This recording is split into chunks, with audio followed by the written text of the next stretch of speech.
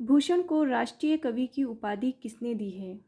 पंडित विश्वनाथ प्रसाद मिश्र, आचार्य नंदुलारे वाजपेयी, आचार्य Ramchandra Shukla, doctor Nagendra. तो हमारा प्रश्न क्या है कि भूषण को राष्ट्रीय कवि की उपाधि किसने दी है? तो इसका सही आंसर क्या होगा? पंडित विश्वनाथ प्रसाद मिश्र ने। अगला प्रश्न है, भूषण के काव्य की भाषा रही है, यानी कि भूषण के काव्य की भाषा कौन सी है? तो ब्रज भाषा हिंदी। भूषण के काव्य की भाषा कौन सी है? ब्रज भाषा हिंदी। अगला प्रश्न है, भूषण किस काव्य धारा के कवि माने जाते हैं? भूषण किस काव्य धारा के कवि माने जाते हैं?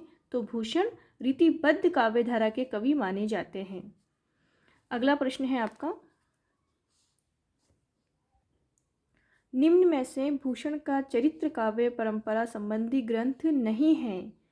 चरित्र काव्य परंपरा वाला ग्रंथ नहीं है, कौन सा नहीं है? शिवराज भूषण, शिवा बावनी, छत्रसाल दशक, भूषण हजारा। देखिए, शिवराज भूषण भी है, शिवा बावनी भी है, छत्रसाल दशक भी है, परंतु भूषण हजारा इनका कौन सा ग्रंथ नहीं है? चरित्र काव्य परंपरा का ग्रंथ नहीं है। शिव सिंह सेंगर ने अपने ग्रंथ शिव सिंह सरोज में भूषण हजारा, दूषण हजारा इस प्रकार के ग्रंथों का उल्लेख किया है। तो ये चरित्र काव्य परंपरा का ग्रंथ नहीं है, कौन सा? भूषण हजारा। अगला प्रश्न है, शिवराज भूषण के संबंध में कौन सा कथन असत्य है? असत्य पूछ रहे हैं हमसे, ठीक है।